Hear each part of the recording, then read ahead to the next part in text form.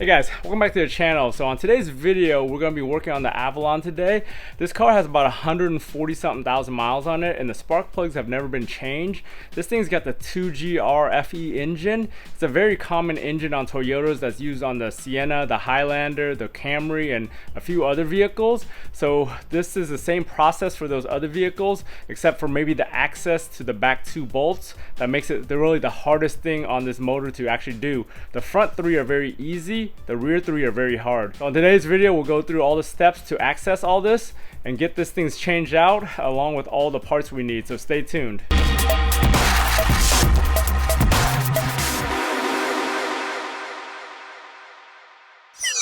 Before we get started on this, I wanted to go over all the parts you may need or really need for this project. So first of all, you really need these three right here. These three right here are for your intake manifold. These are the gaskets for it. If you're going to go through all the trouble of taking it apart, you want to replace those while you're at it. Here are the part numbers for that. You're going to take your throttle body apart to access the bolt behind there. So you're going to need the gasket for this just to put that back on there.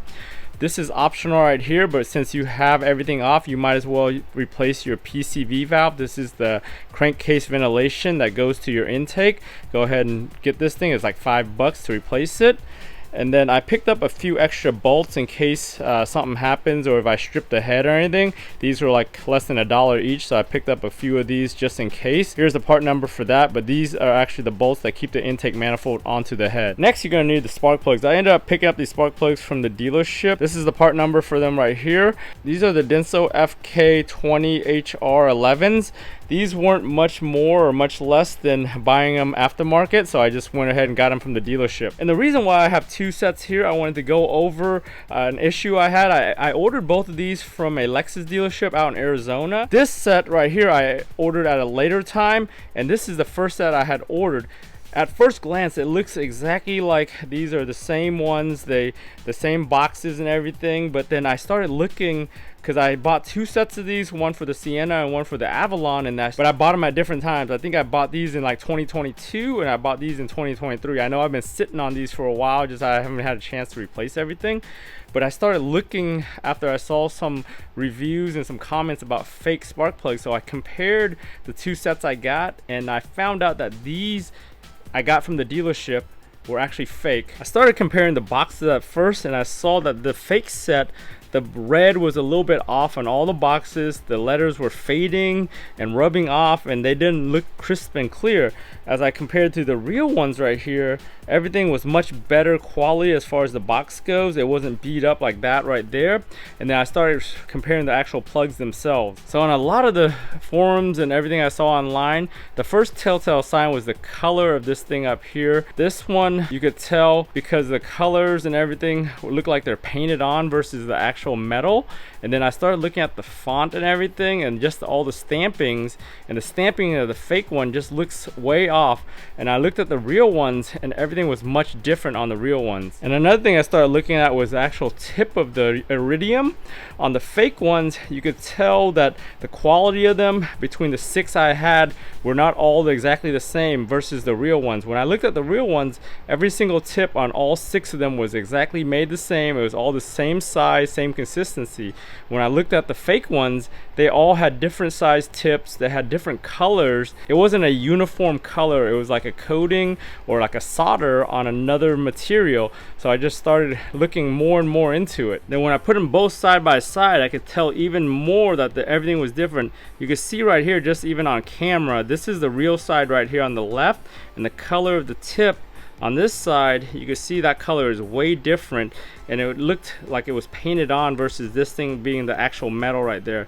Then I started looking at the tip, like I said, and the tip on this side was much different. Then I started comparing like the stamping of Denso around the rim versus the fake ones, and the Denso on the fake ones was not stamped as deep, and each one of the 6 I had was all different sizes and different degrees of stamping, where the real ones were all exactly the same stamp, the same quality, and the same depthness, and everything was very well defined. Another telltale sign that people online told me to do was scratch the actual surface right here. So I scratched the fake ones, and you could tell the silver or the coating on the outside, and then there was like an aluminum color on the back side, which indicates that it's fake.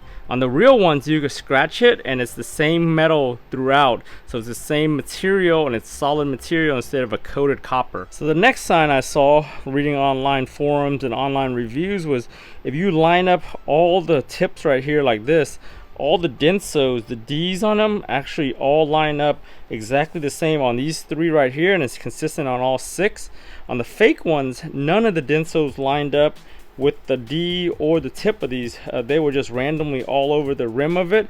So that's another telltale sign right there. So the moral of the story is, even though I got these from a legit Lexus dealer, for some reason they got a hold of some fake ones in their inventory. I contacted them about it and they actually ended up sending me a new set and took care of it all after I told them and I showed them all these photos and all these little details on this set. Just be careful when you buy these online, even from a dealer. They might be fake. You want to go through them and make sure they're good before you put them in, especially on this 2GR engine, which is a pain in the ass with 3 on the back side to put in. So to start off with this, we're going to do the 3 front ones. Those are the easiest ones to get to because you just take this cover off and they're right here in front. The back side is the pain in the ass that you have to take off the intake manifold and take off the intake and everything else to get to 2 hard bolts on the back side of there, plus all the vacuum hoses and everything. And then you got the Allen keys. I think there's 5 or 6 of them on the front here that we have to take apart. On the factory service manual, they actually recommend that you take apart your wipers. You remove everything, the cowl, the actual wipers, the motor, and the whole arm assembly. On the Avalon here is actually very easy to get to. One of the hard bolts is like right here. You could actually see it right here and access it, so it's much easier to get to on the Avalon. And the other one is on the back side of the throttle body here. So once you take the intake out, you'll have room to get to that bolt. So those 2 bolts are the 12 millimeters that hold the back side of this on, and that's the hardest to get to on the Avalon. Once you take those 2 bolts off and you can take the intake manifold off, you basically have all the room and access to get to those last 3 on the back side there without taking apart this cowl. On other vehicles like the Camry, the Sienna, and the Highlander, this thing actually goes a little bit further forward, so you have less space. But on the Avalon, luckily we have a big front engine area here and we can access it much easier. Over here on the Avalon, you can take this box right here, the top of the intake box, to get more access, and to take the actual arm off right here. The reason why you want to unbolt the throttle body and take that from the intake manifold off is so you don't have to unbolt all the coolant lines and the rest of the vacuum and everything that goes into the throttle body, and you just kind of leave it right here on the side while you're working. That's why you need that gasket right there. So we took the engine cover off, and like I mentioned earlier, the PCV valve, it's right here on the front, so this thing can really be changed at any time, but since we're already in here, we might as well change it now. It's right here, so it's very easy to get to. As far as the bolts I mentioned earlier, so those extra bolts are these Allen keys right here, and sometimes people strip them or mess them up when they take them apart, so that's why I have the extra 2 just in case. There's actually only 4 of them here, and the other 2 on the other side are just nuts. Over here, as far as these things go, these things are very brittle right here, these clips. A lot of people end up breaking these things off, so what I'm going to do is I'm just going to unbolt this thing and pull the whole thing out, so that way I don't have to unclip this thing, just because I don't want to risk breaking them. Even though I have spares to replace them with, I just don't want to break them and deal with that right now.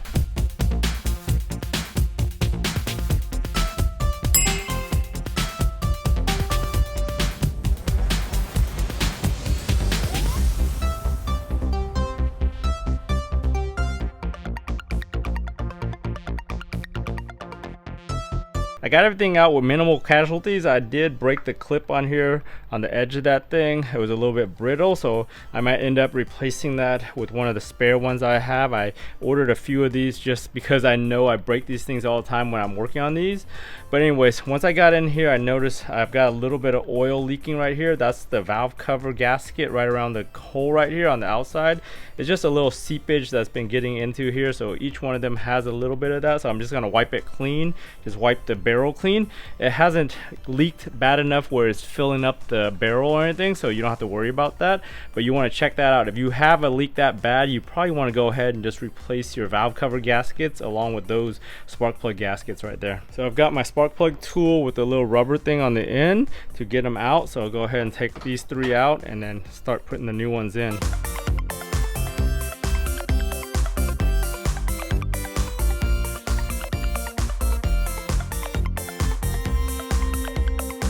So this is 140 something thousand miles right here, and these things should have been replaced a long time ago. They look pretty nasty as far as the carbon buildup and just everything on these. You can see, you can't even see the white porcelain anymore, but the tips and everything actually still look pretty good. This one has a little bit of signs of oil onto the threads and everything, or oil in the cylinder that's gotten on it. The other two are pretty dry looking as far as the thread goes, but overall looks pretty good. You could even tell on the ones that you take out, just the color of the tip and everything match these much better than those fake ones that I had shown you earlier.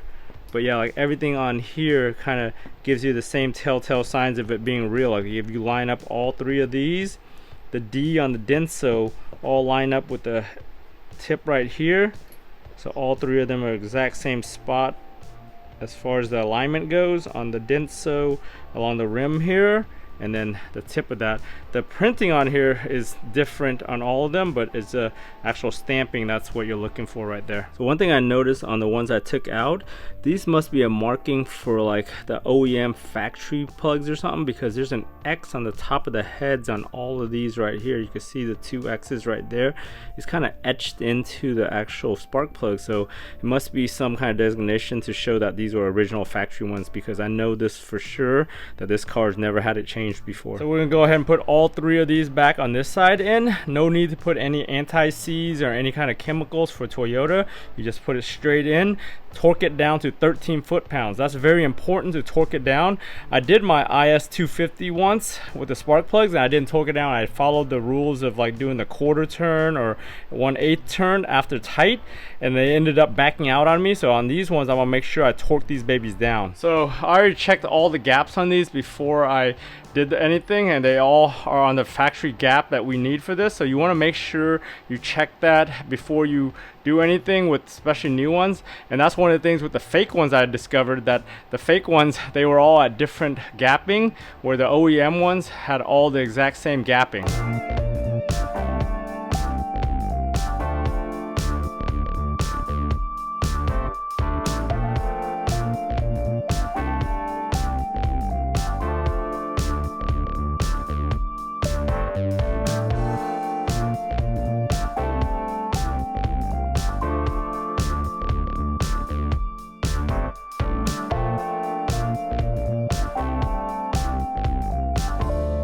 Went ahead and torqued everything back down, put the screws back down. These 10mm, those go back in at like 9 foot-pounds right there, so those are nice and tight now. I got everything back. I plugged this thing back in. I'm gonna go ahead and change that at a later point. I might make another video on that showing you how to unpin this and put a new one on there. I know I have got an extra one in my parts bin somewhere, a brand new one for this. So next thing I'm gonna do, I'm gonna go ahead and unbolt the throttle body right here, the 4 10mm on here. I'm gonna go ahead and take apart these bolts right here and then try to reach those 2 12mm on the back to take off the intake manifold.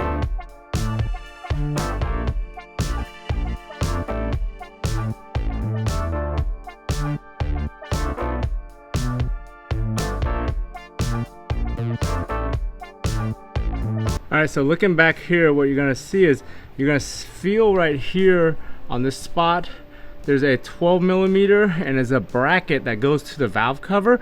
You can unbolt it from the valve cover or from up here that goes into the intake manifold, and either one will be able to loosen this up so you get it out. One of the things you want to do is pop this right here off to loosen the wire harness.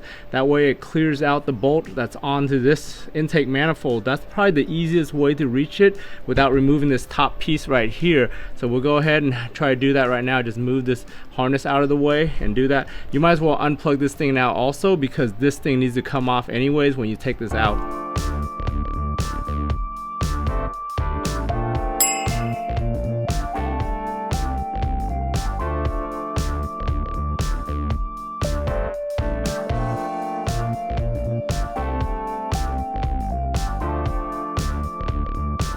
Finally got that bolt out. I ended up taking the one off the valve cover. That one had a better angle on it, so I was able to get that thing in there, but we pretty much got that out. Once you break it, you could just pretty much reach your hand back there and get it by hand and just unscrew it. Just make sure you don't drop it. Even if you did drop it, you'll probably find it on the floor. So we're gonna go ahead and try the other side now over here behind the throttle body. So on the Avalon, the one behind the throttle body is right here. It's pretty easy to reach, especially with all this room we have on here. So you just go ahead and reach back here, get it. It's the same 12mm. There's one on this side and there's one on the valve cover side.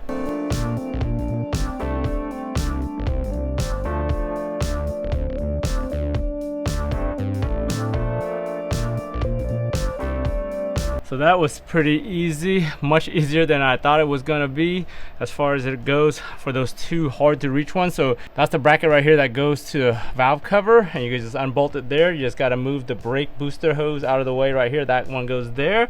And on the other side, I just ended up unbolting it from that spot back here that goes into the valve cover. That was the easiest way for this side, but pretty much we have all access to that back three now, and we'll go ahead and just take care of those. I'm gonna do the same thing as I did the other side without undoing these harnesses. I'm just gonna pull the actual thing straight out, just like the back side, so I don't break anything that's brittle. Here's that bracket on that other side that I was initially trying to get this one, but it was kind of a hard angle to get to, so I just unbolted it from the valve cover right there. And these are the three gaskets that you gotta replace every time you do this. You can see this thing's full of oil just from the blow-by that goes back into the intake. That's what all this is, and that's what really it seals, plus the air.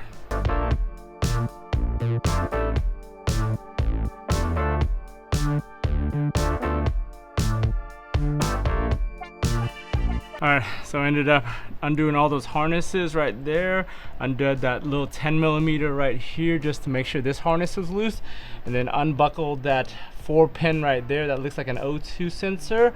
But once I did that, everything was pretty much easy. I didn't have to unclip the coil packs, and I'm gonna have access to all three cylinders right there to take the spark plugs out.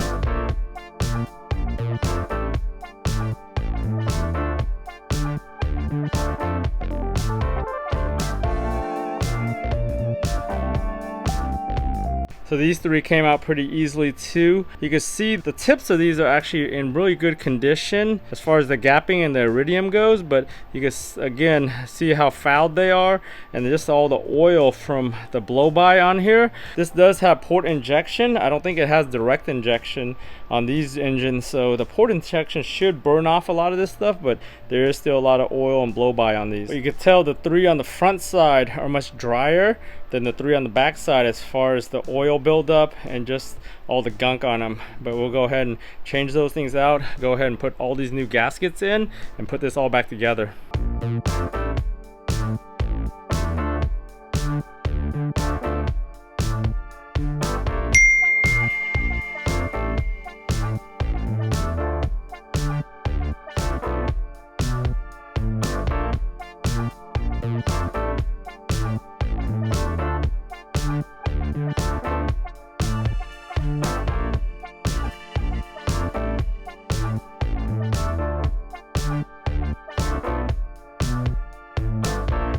Got everything back in there, bolted down, torqued down to 13 foot-pounds as far as the actual spark plugs go. Everything's in. Make sure you put all the stuff back, plug everything in, and then go ahead and clean off all this area right here before we put on the new gaskets and the intake manifold.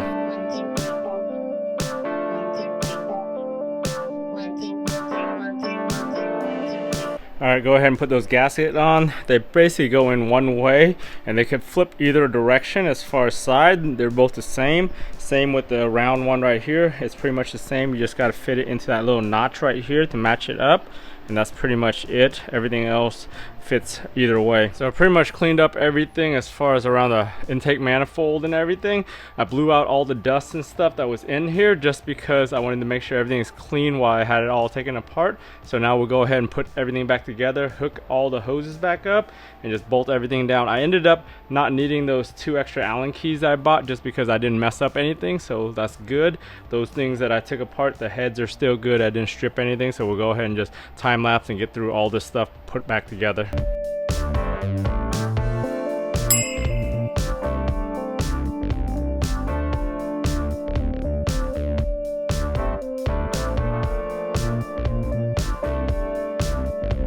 Alright, the last thing we need to change out is the PCV valve right here. So that's a 19mm for this car. I'm gonna go ahead and take that apart and swap that thing out. Pretty simple, bolt on, bolt off.